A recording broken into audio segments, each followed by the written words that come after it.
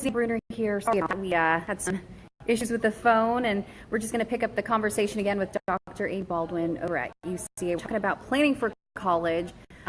We know that it can be a very stressful time because there's so many things that go into this entire process, from looking for funding to things like expenses, where you want to go, all that stuff. So again, Amy, you came up with this program, Know Before You Go, to kind of help us because you went through it. And what did you learn from your experience?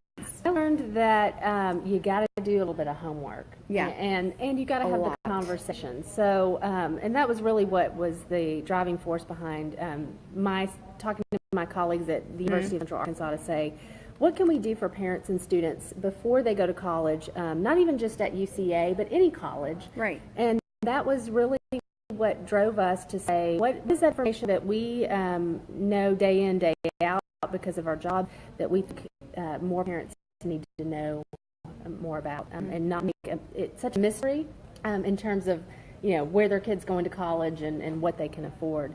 And so we started that in the fall. We focused primarily on the cost of college and how to afford it. And one of the first things we did was show parents how to look at a tuition and fees calculator, which most institutions have on their own websites. And that's a good place to kind of get started. So you're putting in, you know, are you a full-time student? Are you a part-time student? Are you living on campus or not? Right. And then that is the place where you'll get a, you know, information about what is it going to cost for a semester or the whole year. Okay. And so we tell parents, start there first. Yes. And, you know, we talked about a lot of things in our first Facebook Live. Again, it got cut out, so we apologize. So feel free to watch that again after this. But there are some things that we didn't cover. So tell me a little bit about what you were going to talk about here. Okay. So one of the things that we used in my family, which is a, and I'm going to show it like that so you don't have to pick it up. It's just a college cost comparison worksheet. Okay. And it is a way of kind of organizing the information that you're getting in the mail. So every time my daughter got information about how much it was going to cost to go to an institution, we wrote down the tuition and fees, room and board, their estimated books and supplies and transportation. That's usually what institutions do, is they give you an estimate of that. That may, you know, differ depending on how far you live away and what you decide to buy. And then we started looking at, you know, what the total cost is. And then this is actually an institution my daughter applied to, and that was the maximum amount of scholarship that she was going to get. And we knew that because we went to the net price calculator, which is a different calculator than the tuition and fees, and we put in our information about her ACT and her GPA and what we make and all that good stuff, and that was our net cost. So we knew that institution, for us to allow her to go, we would be paying out of pocket possibly $24,000 for the year. It definitely helps when you write it all down, you see it on paper, knowing what you can spend and what it's expected when you go to one of those institutions. And that's really, you know, a great place to start for parents is starting to track all of that information, putting it in one location so that you can then start making some comparisons. And we talked a little bit about earlier, you know, this is for conversation purposes. I don't mean to say that you have to choose the thing that the institution that is the lowest cost for you. There are lots of other considerations and fit. You know, is it where your student's going to feel comfortable? It's where your student wants to be. And programs. What degree programs? What opportunities does your student have at that institution? That's all going to be a part of the conversation as well. Yeah. Wonderful. What else? So a few other things that we send parents home with whenever they come to our Know Before You Go it's a little workshop. Checklist here. I'm going to show you this because this is really, I love checklists. Keeps you organized, and it lets you know that you're doing everything that you need to do to make sure that it's going to be successful. And we recommend that whenever you're going through the process to create a binder or folders to make, and I had a folder for every institution my daughter applied for. Research your options. You know, what institutions are you interested in? Then search for aid. What is available at each institution? Start there first. because oftentimes colleges and universities have lots of scholarships that they can provide the student for. College, calculate those costs. What are the estimated cost of attendance? And again, looking on their financial aid website should give you that information. And what are the potential net costs? Because that is going to be the amount that you're possibly going to pay. You had asked about visiting campuses. Absolutely, if your budget can afford it. But do that hopefully after you've had the conversations about what you can afford, where your student may want to go. And then last but not least, you've got to have an ongoing conversation about it. Your student probably needs to know what you're thinking in terms of affordability, and you need to be able to communicate that in a reasonable way. Yeah, definitely get those in line.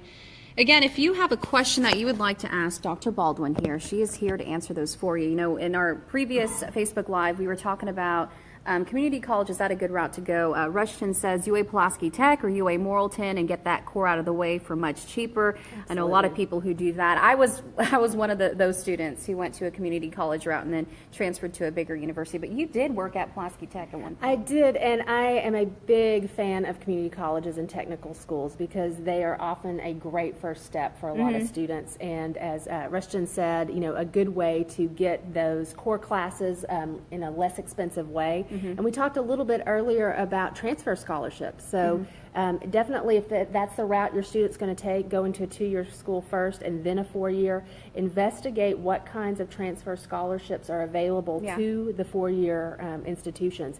I talked to a lot of my students at Pulaski Tech when I was there and said, let's aim for a high GPA because if you do, then you can be eligible for some of these transfer scholarships. Right. And let's go ahead and start planning that even in your first year, so that you know what the options are and you're ready for it. Do you find that a lot of students and families plan for their first year, but they forget about the rest of the years that they have to finish that degree? What happens? I think some of it is it's just so anxiety producing to get them there to college, and sometimes we think, well, if I can make the first year work, I'm just going to assume that I can make the second, third, fourth year work.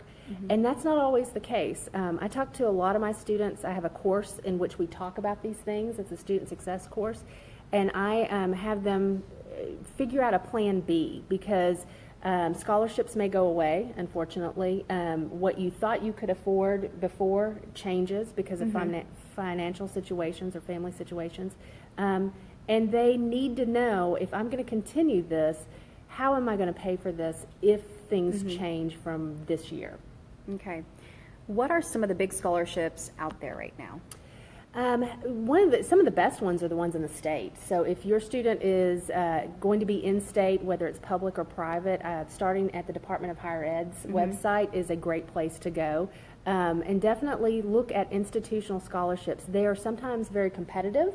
Especially a large one, like a full tuition, room and board, might be a very competitive scholarship at an institution. But there are also smaller scholarships. A lot of times institutions say if you make a certain high school GPA and an ACT, then you will automatically give you this scholarship. And so even if it may not cover all the costs, it's a good start. And you got to apply. Well, today is Friday, February 23rd. And this is the time now to figure out everything, basically, especially if you're graduating this May. So those deadlines are coming up. Right. And May 1st is National Decision Day. I don't know if you know that. So that is a national day that most students, if they're seniors, are supposed to make that decision where they're going to go and let the institutions know.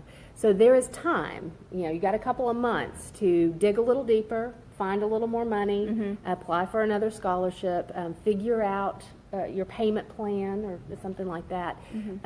You've got time to do that, but you got to get on it and get started and do it now. You were telling me that you've heard of stories of like somebody getting a scholarship. And they're like, oh, I'm going here. You didn't apply. So make sure you do that. And that's why staying organized is really important. Make a checklist. I applied for it. I know what scholarships are there, and I know what all the deadlines, because sometimes there are separate deadlines for scholarships at institutions than application. You're a mom. You've been through the whole process. Any advice for parents who are just so busy, and, trying to get everything together. What advice do you have for them? So I have a friend who has a daughter who's a junior, and she came up to me and she said, I don't even know where to begin, and I'm nervous about the whole thing. I told her, you don't need to wait. You need to start now, and you need to know. I kind of liken it to starting a diet. You can't really start a diet without getting on the scale and knowing what you're up against, or you can't plan appropriately.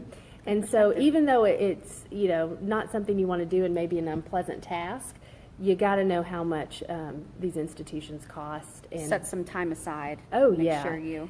And I think if you just stay organized and you take that methodical approach, some of the stuff that we talk about in the Know Before You Go workshops, it makes it easier to do. Okay, perfect. Any last minute things or anything that we didn't touch upon that maybe we need to talk about? Well, I was going to say I have a blog. It's at higheredparent.com. Okay.